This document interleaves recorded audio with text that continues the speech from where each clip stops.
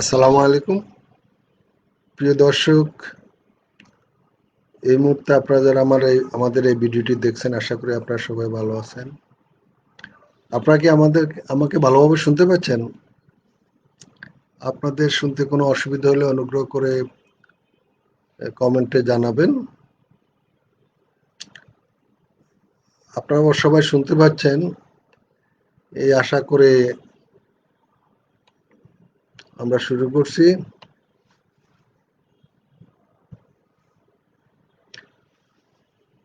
প্রিয় শিক্ষার্থীবৃন্দ, সম্মানিত শিক্ষক মণ্ডলী, সহকর্মীবৃন্দ এবং প্রিয় সুধী, আসসালামু আলাইকুম।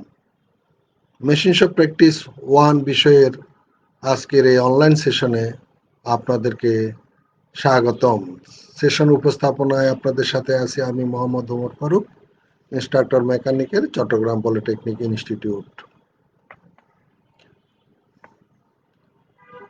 মেশিনস অফ প্র্যাকটিস 1 বিষয়টি diploma in engineering mechanical technology বিভাগের ছাত্রদের দ্বিতীয় পর্বের একটি বিষয়।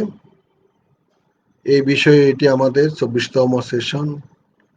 মূলত এটি আমাদের তৃতীয় সেশনেরই একটা রিভিউ সেশন। গত সেশনে আমরা প্রথম অধ্যায়ের understand the concept of safely practice of machine shop, এই অধ্যায়ের প্রথম এবং দ্বিতীয় এই দুটি অবজেক্টিভ নিয়ে আলোচনা করেছি। আজকে আমরা একই অধ্যায়েরই তৃতীয়, চতুর্থ এবং পঞ্চম এই তিনটি অবজেক্টিভ নিয়ে আলোচনা করব।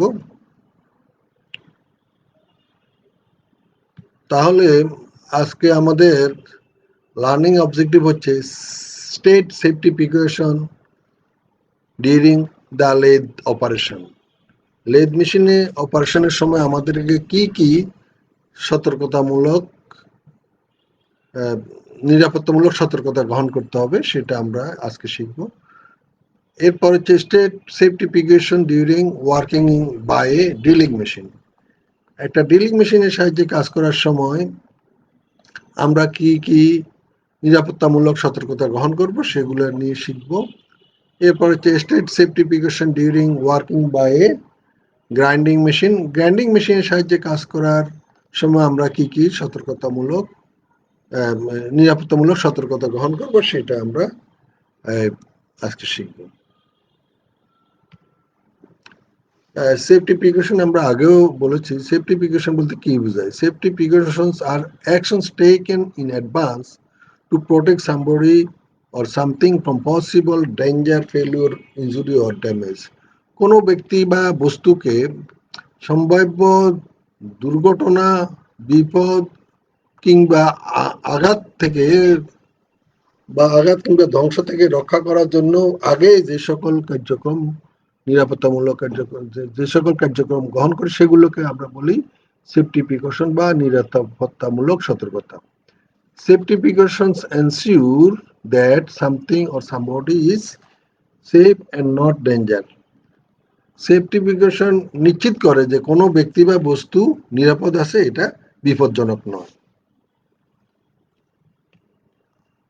আচ্ছা, আমরা হয়তো আজকে আমরা লেদ মেশিনের সাহায্যে কাজ করার সময় কি কি সতর্কতামূলক ব্যবস্থা নেব সেগুলা বা কি কি নিরাপত্তামূলক সতর্কতা গ্রহণ করব সেগুলা শিখব, অথবা ড্রিলিং মেশিন অথবা গ্রাইন্ডিং মেশিনের কাজ করার সময় আমরা শিখবো যে কি কি নিরাপত্তামূলক সতর্কতা গ্রহণ করব। কিন্তু আসলে ইন্ডিভিজুয়াল মেশিনের দিয়ে কাজ করার যেসব আলাদা আলাদা সতর্কতা, তার সাথে অবশ্যই জেনারেল সেফটি প্রিকশন, অর্থাৎ আমাদের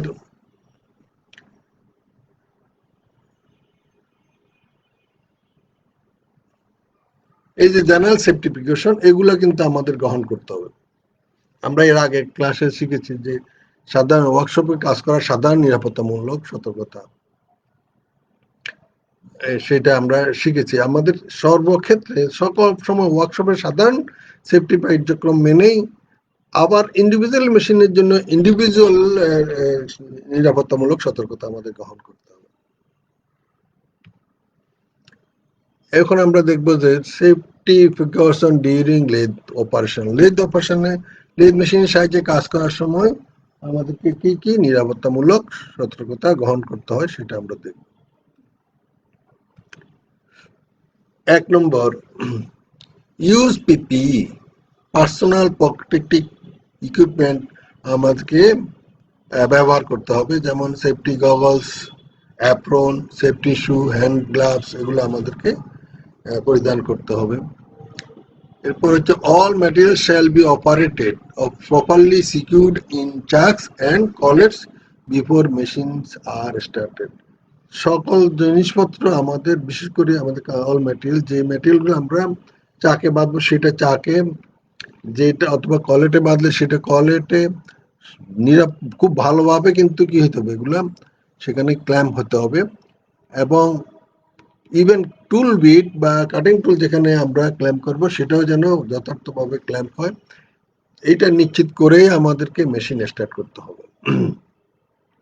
ডু নট লিভ চাক ক্র্যাশ ইন চাক আফটার রিমুভিং ওয়ার্ক ফ্রম চাক। আমরা একটা চাক থেকে একটা ওয়ার্ক পিস খুলে ফেললাম, কিন্তু চাকের যে রেঞ্জটা, মানে চাকি বলে আমরা, সেটা চাকে রয়ে গেল, তাহলে সেটা যেন না থাকে, সেটা অবশ্যই সরাইতে হবে। আর অন্য সময় স্টার্ট দিতে গেলে দেখা যাবে চাকিটা বা চাকরাসটা এটা ভেঙে গিয়ে ছুটে গিয়ে কারো গায়ে বা কোনো স্থানে পড়তে পারে, সেখানে কোনো ক্ষয়ক্ষতির আশঙ্কা রয়েছে। কিপ হ্যান্ডস অফ চাক rims when lathe is in motion. অনেক সময় অনেকে লেদ মেশিন চলার সময় লেদ মেশিন চাকের উপরে হাত রাখেন, এটা মারাত্মক একটা ভুল প্র্যাকটিস। এটাতে আমাদের হাতে বা যে কোনোভাবে আমাদের ব্যক্তিগত দুর্ঘটনার সুযোগ রয়েছে, ব্যক্তিগত দুর্ঘটনা করতে পারে।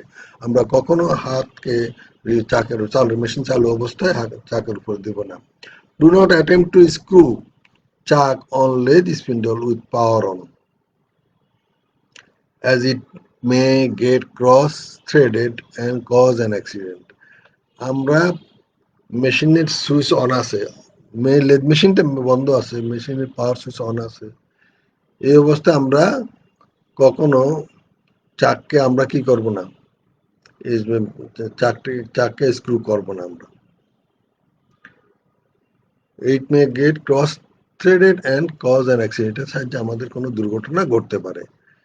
Safety type lead dog shall be use when turning work on center. Center to center যখন আমরা জবকে বাঁধি, তখন আমাদের চাকের মধ্যে জবটা কিন্তু বাঁধা থাকে না, আমরা লেড ডগ দিয়ে আমরা চাকটাকে ক্ল্যাম্প করি। সেই ক্ষেত্রে সেফটি টাইপ লেড ডগ আমাদেরকে ব্যবহার করতে হবে।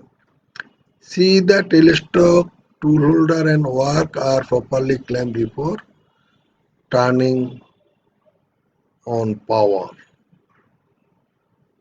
Turning on the power switch, এটা পাওয়ার সুইচ হবে। তাহলে আমরা যখন পাওয়ার সুইচ অন করব, তার আগে আমরা দেখে নেব টেলস্টক, টুল হোল্ডার, কাটিং টুল হোল্ডার অথবা ওয়ার্ক পিস, এগুলো প্রপারলি ক্ল্যাম্প করা হয়েছে। তারপরে আমরা লেদ মেশিনের টার্নিং অন সুইচটা, পাওয়ার সুইচটা অন করব। It is dangerous to shift stepfully belt with hands while the belt are in motion with power on. Use a belt pole or other suitable stick.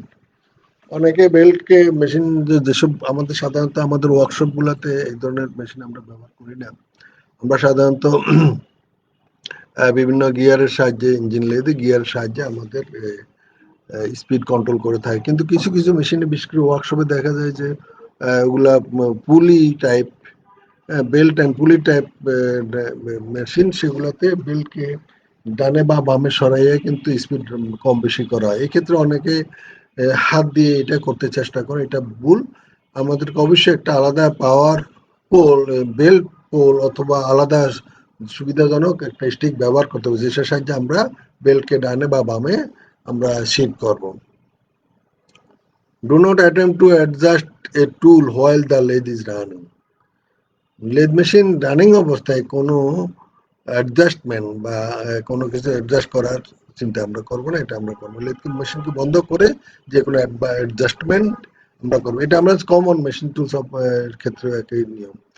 Operator shall not attempt to use micrometers on remove revolving work.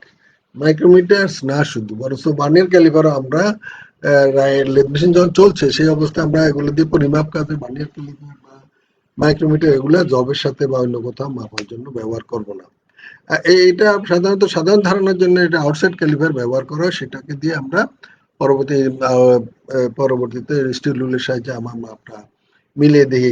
মাপটা কাছাকাছি আসলে exact মাপের জন্য আমরা সেক্ষেত্রে lathe মেশিনটাকে বন্ধ করে আমরা জবটা স্থির অবস্থায় আমরা পরিমাপটা গ্রহণ করবো, সেটা বার্নিয়ার ক্যালিপার অথবা মাইক্রোমিটার যেটা দিয়ে করি না কেন। তাহলে আমরা মেশিন চালু অবস্থায় কোনো মতে মাইক্রোমিটার বা বার্নিয়ার ক্যালিপার দিয়ে জবের ডায়ামিটার পরিমাপ করার চেষ্টা করব না, বা যে কোনো ডাইমেনশন গ্রহণ করার চেষ্টা করব না। এটাকে মাইক্রোমিটার বা বার্নিয়ার ক্যালিপার অবশ্যই আমাদের মেশিন বন্ধ অবস্থায় এগুলা ব্যবহার করতে হবে, না হলে এগুলা ক্ষতিগ্রস্ত হয়ে যাবে, আমাদের এগুলার অ্যাকুরেসি নষ্ট হয়ে যাবে। এরপরে আমরা দেখবো যে ড্রিলিং মেশিনের সময় ড্রিলিং মেশিনে কাজ করার সময় আমরা কি কি সতর্কতামূলক ব্যবস্থা গ্রহণ করবো আমরা একটু দেখি।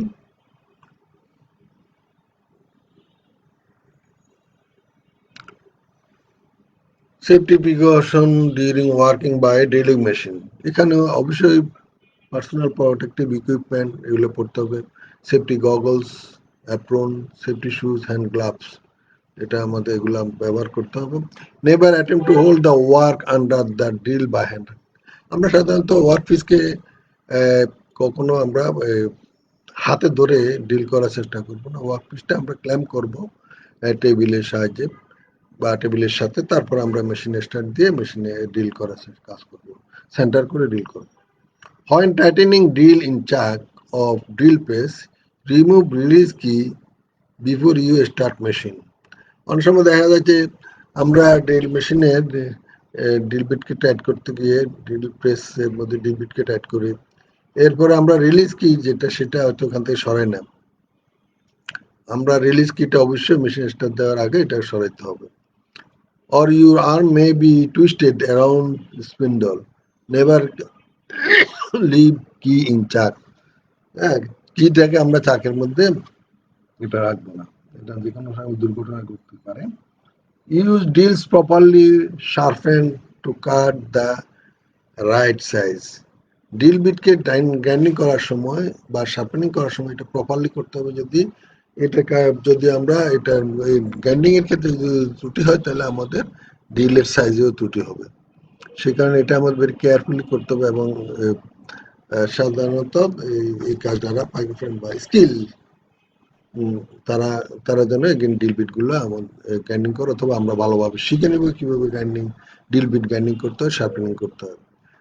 Run the drill only at the correct speed, আমাদেরকে জবের সাইজ ড্রিলের সাইজ অনুসারে আমাদেরকে তার কাটিং স্পিড বা এবং আমাদের আরপিএম নির্ধারণ করতে হবে। এরপরে সেই আরপিএম যথাযথ আরপিএম এ মেশিনকে সেট করে তারপর মেশিন আমাদের চালাতে হবে। or feeding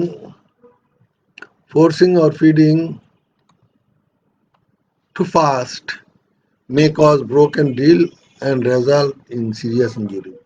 যদি আমরা খুব বেশি ফোর্সিং দিই or ফিড করতে চেষ্টা করি, তাড়াতাড়ি ড্রিল বিট কাজ শেষ করতে পারি, এটাতে অনেক সময় দেখা যায় ড্রিল বিট ভেঙে যেতে পারে এবং সিরিয়াস ইনজুরি হতে পারে, আমরা আহত হতে পারি, ড্রিল বিটের ভাঙা অংশ আমাদের গায়ের দিকে ছুটে আসতে পারে। Never attempt to stop it with your hand, drill মেশিনকে আমাদের হাতের সাহায্যে বন্ধ করার চেষ্টা করবো না। Stop the machine to make any adjustment or repair, আমরা যদি কোনো অ্যাডজাস্টমেন্ট করতে চাই, কোনো রিপেয়ার করতে চাই, অবশ্যই ড্রিল মেশিন বন্ধ অবস্থায় করতে হবে। ড্রিলস, রিমার্স ইত্যাদি it must never be forced by exerting excess pressure on the feed lever. Tools may break and cause injury. এটা আগের মতো বলছিলাম, drill bits not only drill না, শুধু রিমারও এগুলাকে খুব খুব জোরে ফোর্স দিয়ে আমরা এক্সেস প্রেশার দেব না, এখানে ফিড বেশি দেওয়ার চেষ্টা করব না। যে হারে কাটে পজিটিভলি এবং ভালোভাবে ইজিলি কাটতেছে সেই রকম প্রেসারে আমরা এটা করব। যদি বেশি প্রেসার দিতে যাই তাহলে টুলসগুলো ভাঙতে পারে এবং বিপদ করতে পারে, আমরা ইনজুরি সৃষ্টি করতে পারে, আহত করতে পারে, আমাদের অপারেটর আহত হতে পারে। এরপর আমরা দেখি গ্রাইন্ডিং মেশিনের সাহায্যে কাজ করার সময় কি কি আমাদেরকে নিরাপত্তামূলক সতর্কতা গ্রহণ করতে হয় সেগুলো আমরা দেখি। এখানে কয়েকটা গ্রাইন্ডিং মেশিনের কাজ দেখতে পাচ্ছি। এখানে হচ্ছে যে ইউজ পিপি, এক নম্বরে use PP,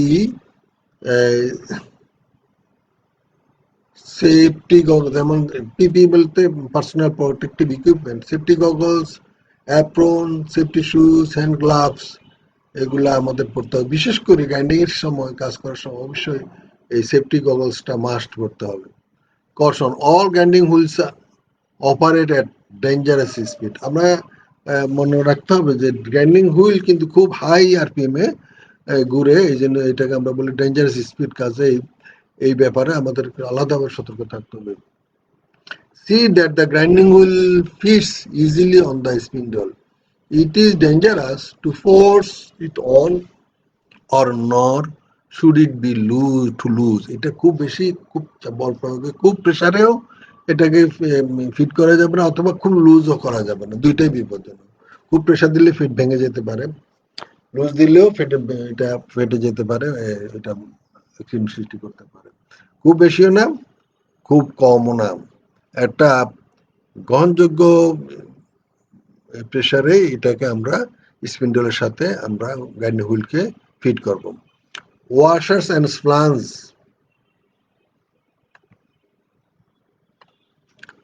washers and flange facing or compressible material shall be fitted between the wheels and its flange.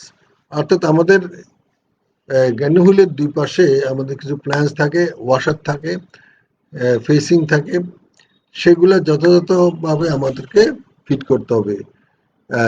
If blotting paper is use, যদি আমরা ব্লটিং পেপার ইউজ করি তাহলে it should not be thicker than 0.025 inch. এটা 0.025 ইঞ্চির উপর মোটা, বেশি মোটা আমরা এই ধরনের ব্লটিং পেপার ব্যবহার করব না।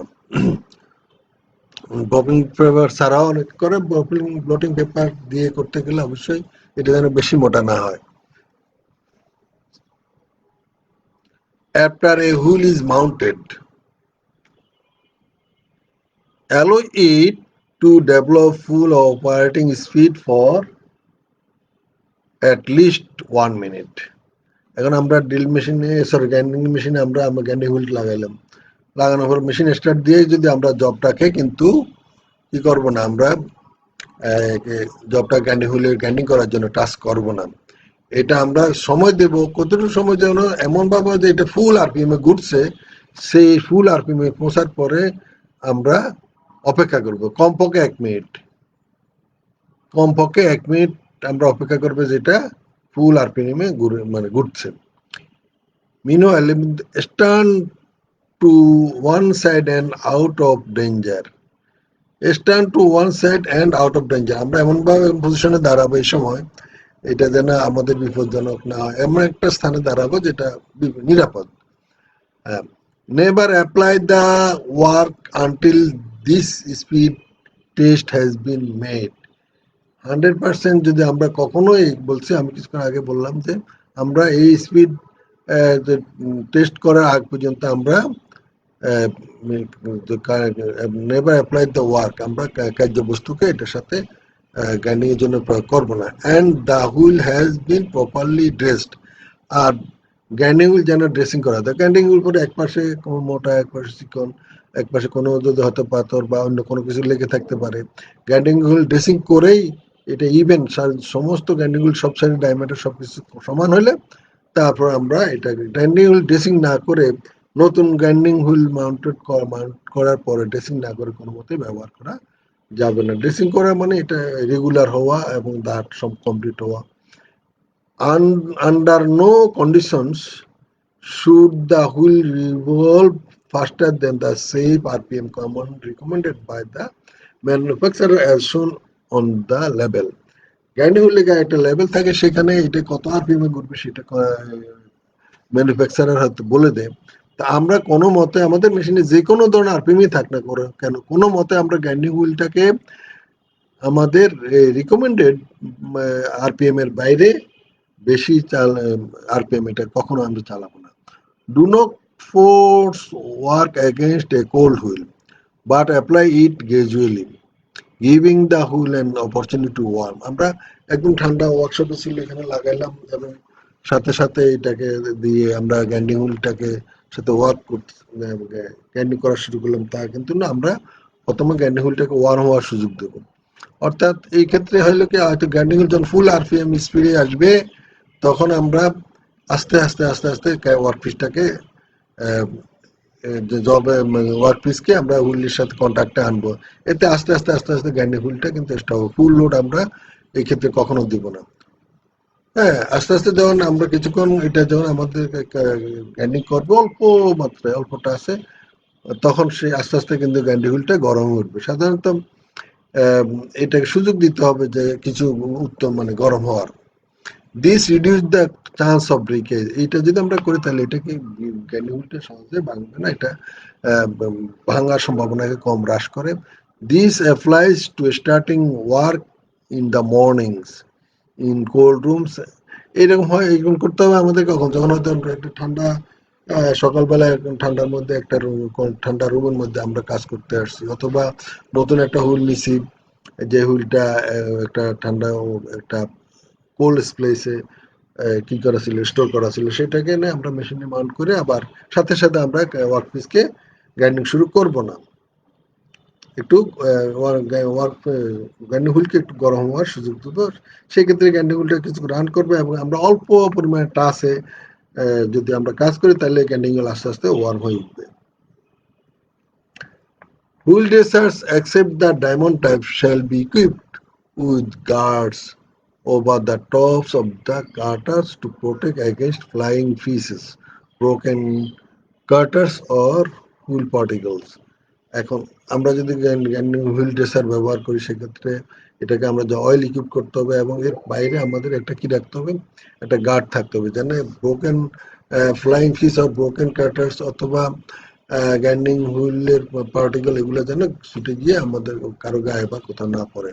Operator shall be see that wheel turns freely and is properly mounted before operating. অবশ্যই আমরা গ্রাইন্ডিং যখন মেশিন চালাবো তার আগে কাজ করব, আগে আমরা দেখবো যে ফ্রিলি আমরা গ্রাইন্ডিং হুইলটা ঘুরতেছে কিনা, হাতে ঘুরে দেবো ওই সুইচ স্টার্ট দেওয়ার আগে, এবং এটা প্রপারলি মাউন্ট করা আছে এখানে যথাযথ টাইট করা আছে কিনা, বেশি না কম। হ্যাঁ, এটা যদি ঠিক মতো থাকে আমরা হাতে ঘুরিয়ে দেখবো এটা যথাযথভাবে ঘুরতেছে কিনা, কোনো ধরনের ভাইব্রেশন বা এটাকে বলে আনব্যালেন্সিং আছে কিনা সেটা আমরা দেখব। All wheels should be given the ring test before they are mounted on machines. আরেকটা জিনিস হচ্ছে যে যে কোনো গ্রাইন্ডিং হুইল আমরা ওয়ার্কশপ থেকে এনে মেশিনে এটা আমরা মাউন্ট করবো, মেশিনে ফিট করবো না। কি করবো, এটাকে অবশ্যই আগে টেস্ট করতে হবে যে এটা ঠিক আছে কিনা। তার মধ্যে একটা টেস্ট হচ্ছে রিং টেস্ট। রিং টেস্ট হচ্ছে আমরা সাধারণত হাতে হাঁড়ি পাতিল, যেরকম মাটির কাঁসার হাঁড়ি পাতিল বাজাই দেখি সেই রকম, তবে এটাকে একটা কৌশল আছে, একটা সেন্টার দিয়ে এটার কি বলে, এটার গ্রাইন্ডিং হুইলের ছিদ্র দিয়ে মাঝখানে সেন্টারে যে হোল আছে সেই হোলের ভিতরে একটা সাধারণত কোনো একটা কি বলে এটা শেপ বা একটা রড ঢুকে তারপরে ফ্রি ভাবে গ্রাইন্ডিং হুইলকে ছোট ছোট ম্যালেট দিয়ে আঘাত করলে এটা যদি একদম কোনো কি বলে ক্লিয়ার আওয়াজ সাউন্ড করে তখন সেটা হয়তো ভালো আছে। তো রিংটা আর যদি দপদপে আওয়াজ করে তাহলে বোঝা যাবে এটার মধ্যে কোনো ফাটল আছে। ফাটল যুক্ত কোনো হুইল কোনোভাবেই মেশিনে ব্যবহার করা যাবে না।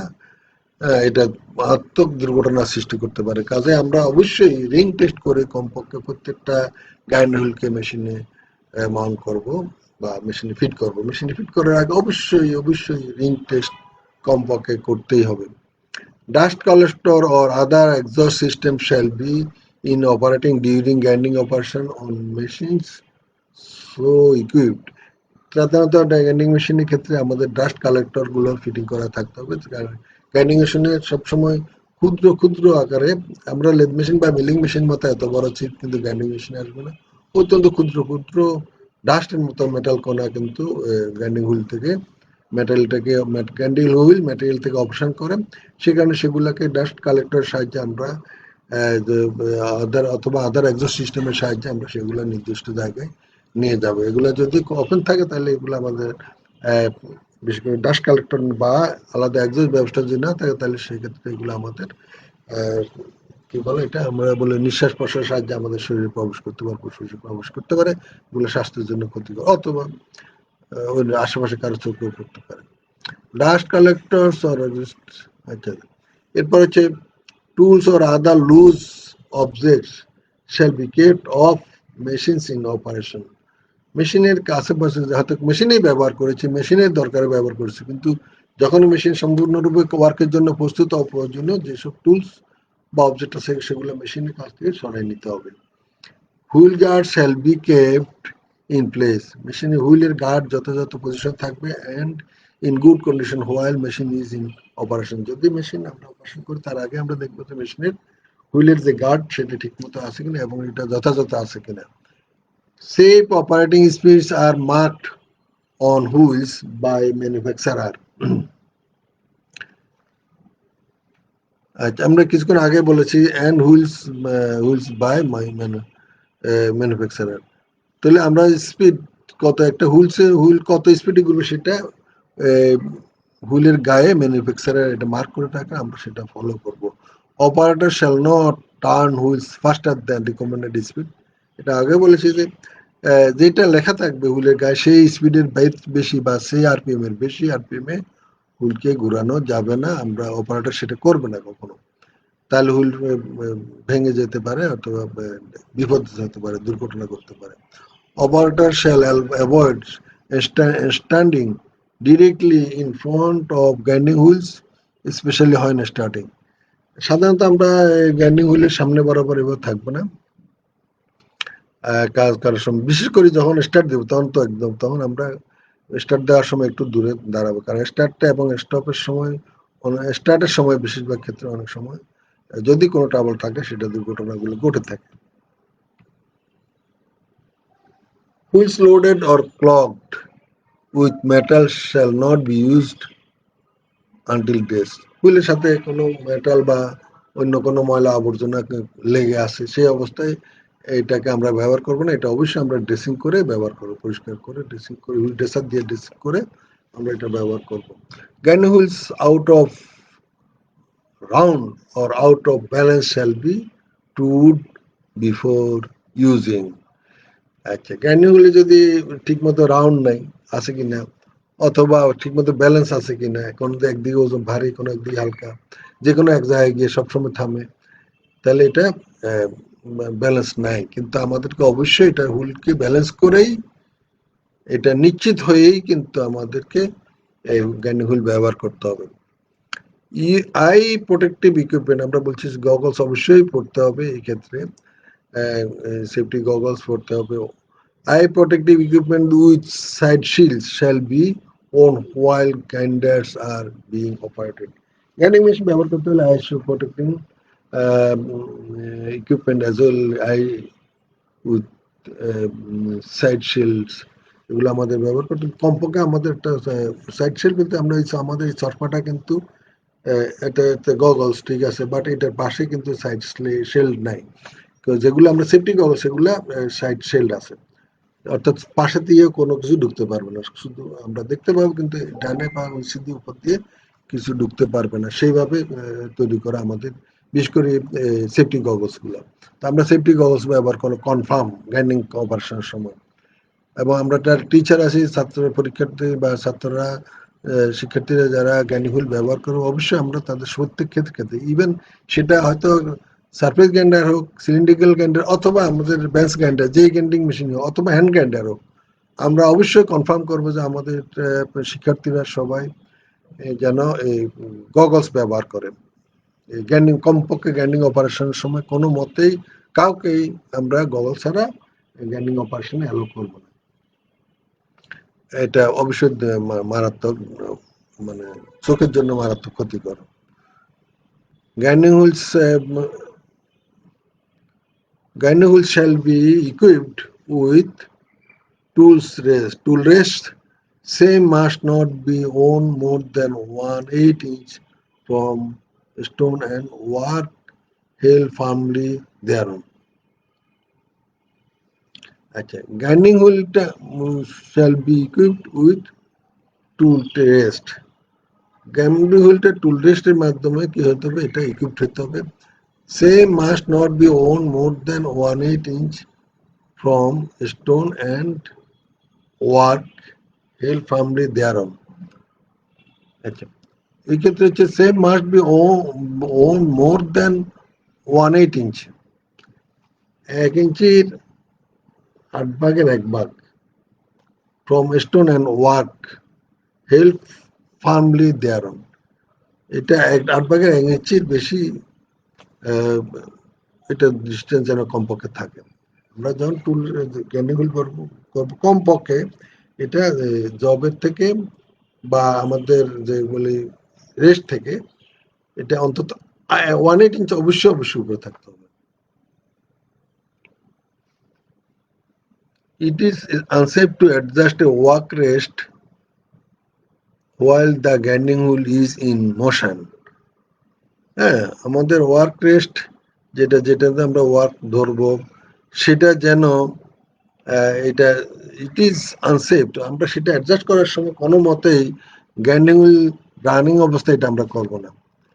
গ্রাইন্ডিং হুইল রানিং অবস্থায় আমরা ওয়ার্ক রেস্ট এবং ওয়ার্ক রেস্টটা অ্যাডজাস্ট করবো, উপর বা নিচে তুলব না।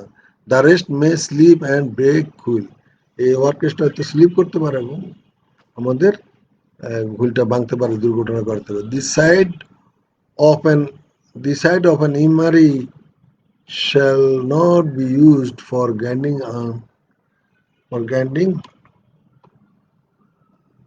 unless it is a special type wheel for that purpose. আমরা সাধারণত গ্রাইন্ডিং হুইলে কখনো ইমারি ব্যবহার করব না, যদি ওই গ্রাইন্ডিং হুইলের জন্য এটা ওই পারপাসের জন্য প্রযোজ্য হয়।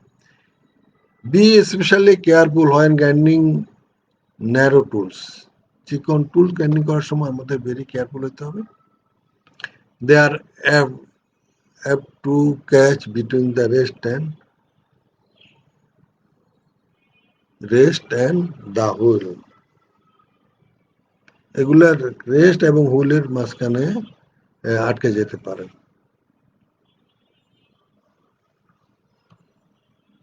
আচ্ছা, আমরা আজকে একটা লেদ স্পেসিফিকেশন একটা অবজেক্টিভ, আজকে আমাদের একটা সময় লেদ মেশিনের অবজেক্টিভ যখন আমরা পড়েছিলাম সেক্ষেত্রে আমরা লেদ মেশিনের স্পেসিফিকেশন গুলো আমরা পড়ে নেই। এখানে একটা লেদ মেশিনের সাধারণ ডায়াগ্রাম দেওয়া আছে, এখানে বিভিন্ন পার্ট, এটা হলো হেড স্টক, এটা টেল স্টক, তারপর এটা ক্যারেজ, আর এটা আমরা বলি বেড, আর এখানে বেড বসে আছে দুটো লেগের উপর, এখানে নিচে ফ্লোর। আমরা লেদ মেশিনের স্পেসিফিকেশন, অর্থাৎ একটা লেদ মেশিন যদি আমরা যে কিনতে চাই আমরা কি কি বিষয়গুলো কনফার্ম করবো সেই বিষয়টা এখানে আমরা বলেছি, কারণ এর আগের সেশনে এটা আলোচনা হয়নি। আর অবজেক্টিভ লার্নিং অবজেক্টিভ যেগুলো সেগুলোর মধ্যে নেই, বাট এটা ভেরি এসেন্সিয়াল পরে মানে student of machine practice as well, একজন অপারেটর আর একজন ট্রেনিং যে লেদ মেশিন সম্বন্ধে জানবে, তাকে কম ওয়ার্ক মেশিন সম্বন্ধে জানবে, তাকে অবশ্যই লেদ মেশিনের এই স্পেসিফিকেশন গুলো জানা উচিত। 1 নম্বর হচ্ছে swing height, the largest work diameter that can be sung for the lathe bat, অর্থাৎ আমরা লেদ মেশিনের মধ্যে সর্বোচ্চ কত সাইজের কত ডায়ামিটারের জবকে টার্নিং করতে পারবো সেটা কিন্তু সুইং হাইট দিয়ে কনফার্ম হয়। The distance between the head stock and tail stock centre, lathe মেশিনের হেড স্টক এবং টেল স্টকের মধ্যে সর্বোচ্চ ডিস্টেন্স কতটুকু সেটা আমরা দেখতে পারবো। সেটা একটা কর্ম, তাতে বুঝতে পারবো কত বড় দৈর্ঘ্যের জব আমরা তৈরি করলে মানে ডায়ামিটার অপারেশন করতে পারবো। আচ্ছা, এরপর length of the bed in meter, lathe মেশিনের বেডের দৈর্ঘ্যটা কত। The pitch of the lead screw pitch কত। পাওয়ার অফ দ্য মেশিন, এই মেশিনটা চালাতে কত পাওয়ার লাগবে সেই বিষয়ে আমাদের বৈদ্যুতিক পাওয়ার যদি সাপ্লাই লাগে তাহলে কত পাওয়ার লাগবে সেটা আমাদের কনফার্ম করতে হবে। Speed range and number of speed of head head spindle, head stock spindle. তাহলে আমাদের হেড স্টক স্পিন্ডলের স্পিড রেঞ্জ কত, অর্থাৎ কত থেকে কত আরপিএম পর্যন্ত এটা সর্বনিম্ন কত আরপিএম ঘুরবে, সর্বোচ্চ কত আরপিএম ঘুরতে পারবে, আবার এর মধ্যে কত ধরনের স্পিড লেভেল আছে, সেটা কত কয় ভাগে ভাগে আছে এটা আমরা দেখতে হবে। The weight of the machine in ton, কত টন এই মেশিনটা। প্রিয় বন্ধুরা, আজকে আমরা এতক্ষণ লেদ মেশিন, ড্রিলিং মেশিন এবং গ্রাইন্ডিং মেশিনের কাজ করার সময় কি কি আহ, নিরাপত্তামূলক সতর্কতা গ্রহণ করতে হয় সেই বিষয়ে আলোচনা করেছি। আর আমরা স্পেশালি আরেকটা জিনিস আলোচনা করেছি যে আজকে, যেটা হচ্ছে স্পেসিফিকেশন অফ লেদ মেশিন। একটা লেদ মেশিনের কি কি স্পেসিফিকেশন থাকে সেই বিষয়ে আহ, আমরা আলোচনা করেছি।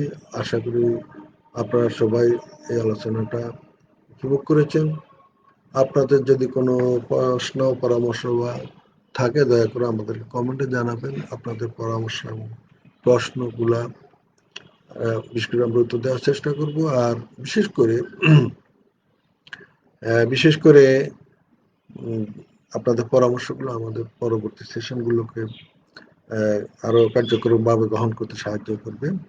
এতক্ষণ আগামী সেশনে আমরা মেশিন টুলস কাকে বলে, classify commonly use machine tool এবং list essential feature of commonly use machine tool, অর্থাৎ দ্বিতীয় অধ্যায়ের আহ, সম্বন্ধে, দ্বিতীয় অধ্যায় understand the concept of machine tool, machine tool সম্বন্ধে ধারণা, এই বিষয় অধ্যায় নিয়ে আমরা আলোচনা করব।